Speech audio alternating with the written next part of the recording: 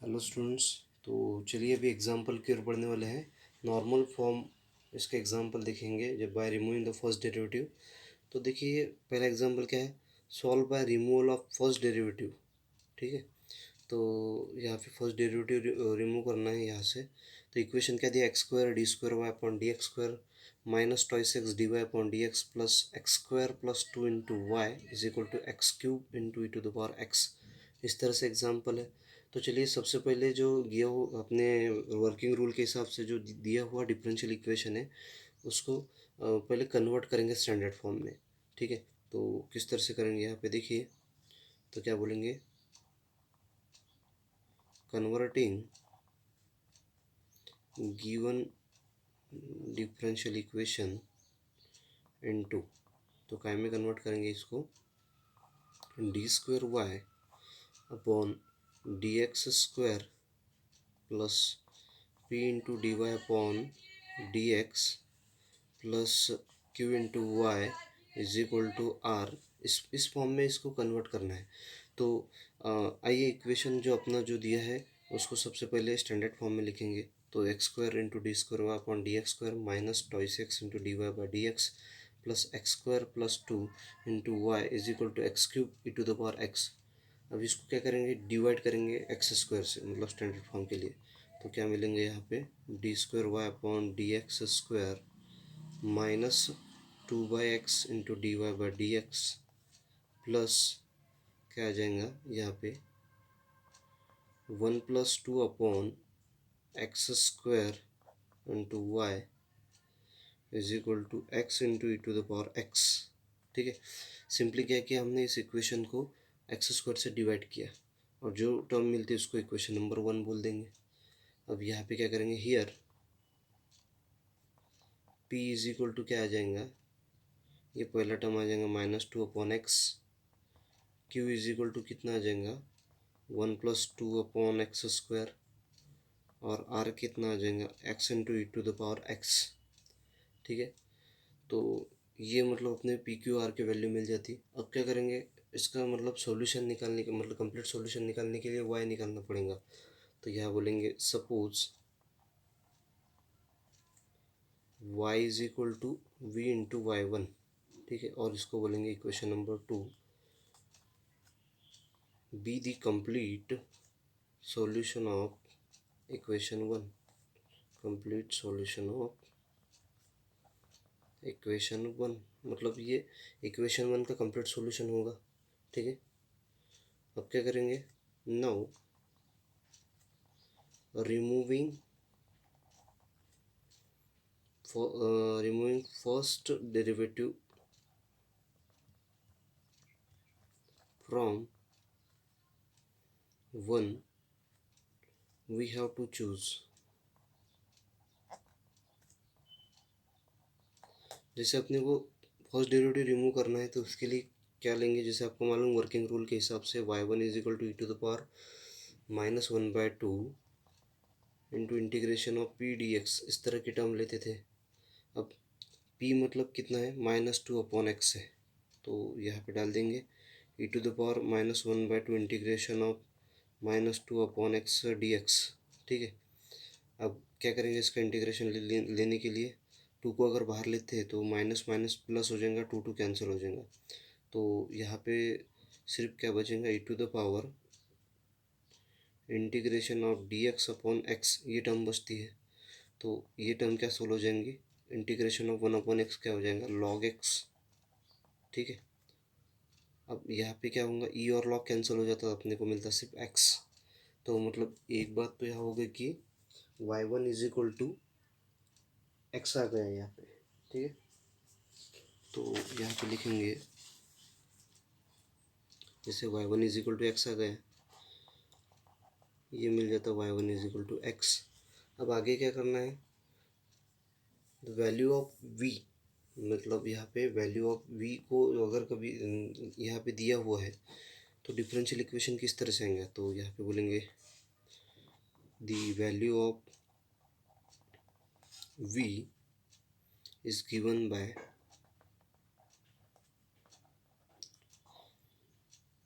Following differential equation. तो differential equation क्या दिया है यहाँ पे, तो d square v upon d x square plus q one v is equal to r upon v one इस तरह से दिया है। तो क्यू वन मतलब क्या रहता है, so where q one is equal to क्या रहेगा, q minus one by two into d p upon d x minus p square by four, ठीक है। और ये क्या रहता है, क्यू वन रहता है। तो अब यहाँ पे क्या करेंगे, अब इस टर्म में जैसे क्यू दिया है, पी दिया है, तो क्यू और पी का वैल्यू डालेंगे इस टर्म में। तो क्या आता है, अगर हम क्यू और पी का वैल्यू डालते तो क्यू का वैल्यू क्या था, क्यू का वैल्यू था माइनस सॉरी क्यू का वैल्यू है one plus two upon x, one plus two upon x square. ये वैल्यू किसका है, क्यू का है, ठीक है। माइनस वन बाय टू, अब पी कितना है, पी मतलब है माइनस टू अपॉन एक्स, तो d upon d x as it is, और यहाँ क्या आ जाएगा माइनस पी अपॉन एक्स, ठीक है, इस तरह से आ जाएगा। और यहाँ पे माइनस पी स्क्वायर है, तो यहाँ पे आ जाएगा वन बाय फोर को लेते हैं एज इट इज़, और पी मतलब माइनस पी बाय फोर का स्क्वायर, इस तरह से आ जाएगा, ठीक है। Sorry minus two by four का स्क्वायर आ जाएगा, ठीक है। तो सॉरी नीचे एक्स है ना, तो माइनस टू बाय एक्स का स्क्वायर आ जाएगा, सॉरी यहाँ पे। तो यहाँ पे अगर सॉल्व करते तो क्या आ जाएगा, यहाँ पे one plus two upon x square, ठीक है। अब यहाँ पे क्या होगा, माइनस और माइनस, जैसे यहाँ पे मतलब ये माइनस का टर्म प्लस हो जाएगा, और वन अपॉन एक्स का डेरिवेटिव कितना आ जाएगा, माइनस टू अपॉन एक्स आ जाएगा यहाँ पे। तो minus minus will be plus, minus one upon x square इसका डेरिवेटिव। और यहाँ पे देखिए ये मतलब फोर और ये फोर कैंसिल हो जाता, और यहाँ बचता सिर्फ minus one upon x square, ठीक है। Minus sign is as it is. तो इसका मतलब ये अगर टर्म तो वैसे देखा जाए तो सॉल्व नहीं, तो इसको डायरेक्टली वन ले लेंगे यहाँ पे। So q one is equal to v बोलेंगे। तो अभी ये सभी टर्म जैसे क्यू क्यू वन और सॉरी यहाँ पे क्यू वन आर वन और वाई वन की वैल्यू जो है, तो यहाँ पे जो वैल्यू मिली है क्यू वन और वाई वन की, ये एक नॉर्मल इक्वेशन में डालेंगे। तो यहाँ पे बोले हम putting the values, putting the value of q one r and y one into normal equation, into normal equation, ठीक है। तो नॉर्मल इक्वेशन क्या आ जाएंगे जी अपना, d square v upon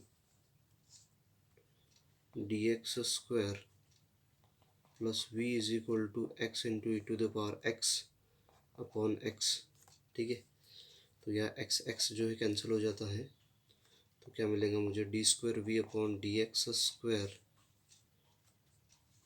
plus v is equal to e to the power x, ठीक है। और इसी को हम क्या बोलेंगे, इक्वेशन नंबर 3 बोलेंगे इसको, ठीक है। तो चलिए अभी आगे बढ़ेंगे इसके साथ। तो आगे क्या दिया इसमें, अब यहाँ पे इक्वेशन 3 जो मिला है अपने को, तो यहाँ पे जो इक्वेशन 3 है वो second order linear differential equation है। तो इसके लिए सी एफ और पी आई भी निकालना पड़ेगा सॉल्यूशन के लिए। तो क्या करेंगे देखिए, यहाँ पे बोलेंगे equation 3 is the second order differential equation, second order linear differential equation with constant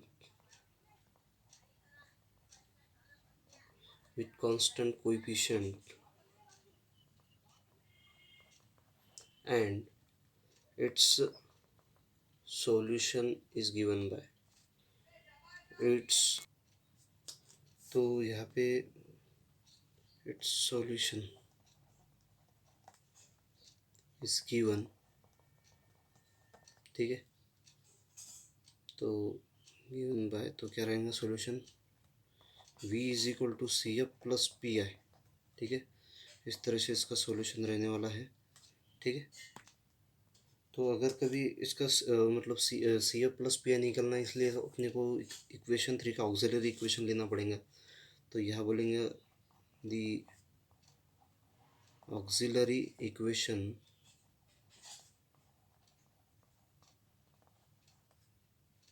of 3।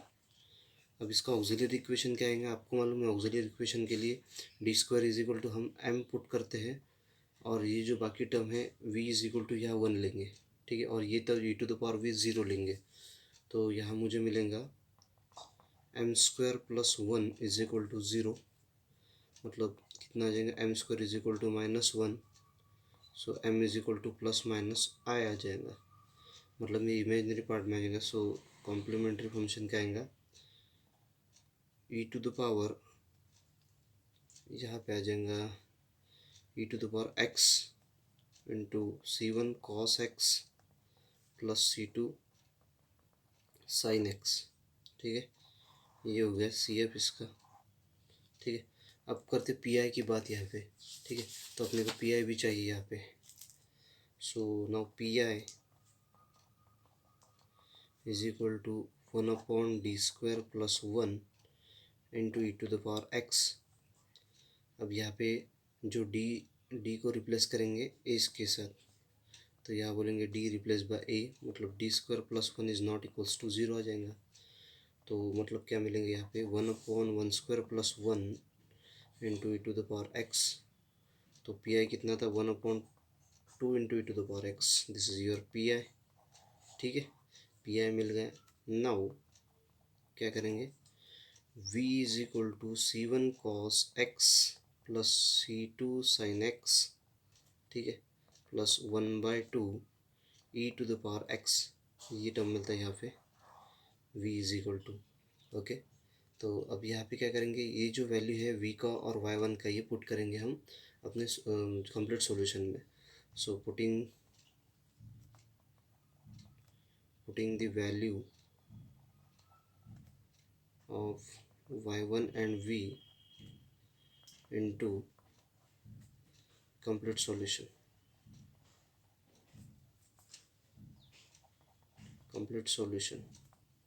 y is equal to v1y।